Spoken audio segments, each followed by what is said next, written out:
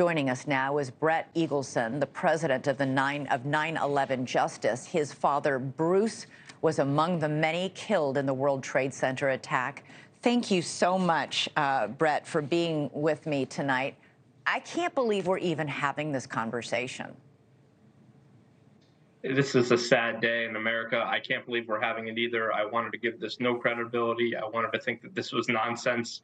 I wanted to think that the generation of the children of this country were not that stupid, were not that moronic to be repeating propaganda from Al Qaeda, from the people that attacked us on 9/11. Look, my dad laid down his life. I was on the media all day earlier today, and I had received all kinds of support from people that my father saved. He could have walked out of that building. We talked to him. He could have walked out unscathed, but he saved 10 of his employees that day. And I just want these TikTokers to know that these are real people. These are real Americans. These are people that gave their life. They laid down their lives so you can enjoy the freedom that you have to go on these platforms such as TikTok and X and Instagram and Facebook and spew your opinions. But I just wanted to make the point that people died to give you that liberty. And I challenge you, every TikToker, every Gen Zer, every person that wants to rationalize or whitewash what Al Qaeda did to us on that day, go to the streets of Gaza, go to Riyadh, go to Saudi Arabia, go to places like that with your hair down and your skin out, and try to exert your liberties of freedom that you enjoy in this country and see what happens. And Yeah. it's just an atrocity. I mean, it really is.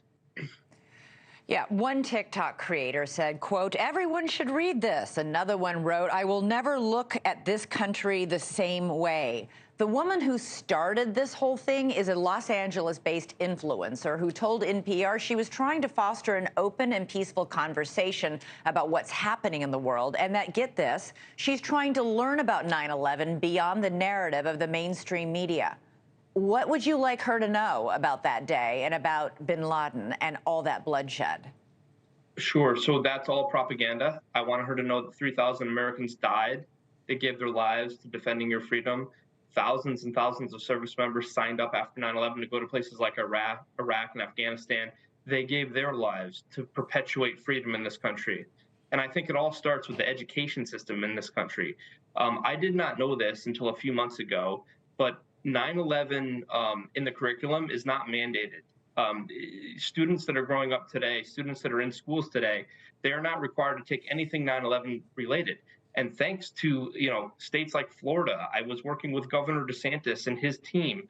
They mandated through the Florida legislature that 9/11 should be a required subject, How and it could should that be not be? How could that not? It was the greatest terror attack on American soil. How are American kids not learning about this in school? They are not. They are not. And this should be a wake-up call for all of us. It starts in the education system, and it starts with the fact that we need to be teaching everybody the true history of 9/11, the true story. And that is the story that we now know 22 years later, thanks to President Biden for declassifying FBI documents, right, that show that the Kingdom of Saudi Arabia and through Al Qaeda and through the support of people like Hamas and Iran and everybody else that supported Al Qaeda that day, that is what led to the conditions that led to the murder of 3,000 Americans.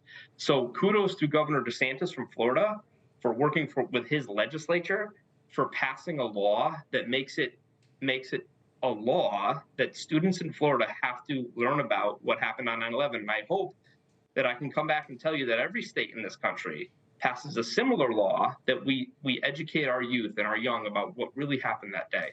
Yeah, the number of young people who get their news from TikTok has doubled in the last 3 years, and the vast majority of them never check to see if what they're watching in that little clip is accurate, never bother to do any research. And these people are not journalists posting content on TikTok. They're just LA-based influencers who want to, quote, foster an open discussion.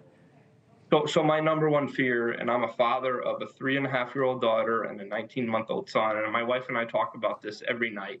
Our biggest fear is, how do we prevent our kids from getting the toxicity that is social media? How do we prevent our kids from being indoctrinated with all these radical agendas, right? And it's a real thing that we need to think about and worry about. And this is a perfect example of why we need to have a re-education in America. We need to reinstill values in our children. We need to tell them the true story of what happened on Right. 9/11. And that starts with the Saudi role. That starts with being transparent, holding people accountable. And I go to bed at night wondering, how are we going to deal with this issue with my 3-year-old and my 1-year-old? Well, I can tell you as the mother of 2 teenage boys, we talk about this stuff at night at dinner every night for years. And if you talk to your kids about what's going on in the world from an early age, they will begin to have a foundation and an understanding and be able, listen, they don't agree with me on everything. They ask me a lot of questions. They challenge me. But they have enough foundational information, and they're not sitting there wondering about, you know, the very foundation and basis of the 9/11 attacks and who was right and who's wrong. It's pretty incredible that these people. Go ahead. That is so important, and thank you for doing that, because I think the message tonight should be, we can never stand as a nation for somebody that tries to whitewash or rationalize Osama bin Laden's attack in America. These very same people that are giving credibility and credence to those that are saying that Osama bin Laden had a few good ideas, they would kill you on the basis of your skin color, gender preference, your nationality, your religion alone. Your and wardrobe we can never choices. stand for that here in America. Right, exactly. Yeah. We can never stand for that. We have to push back as hard as we can.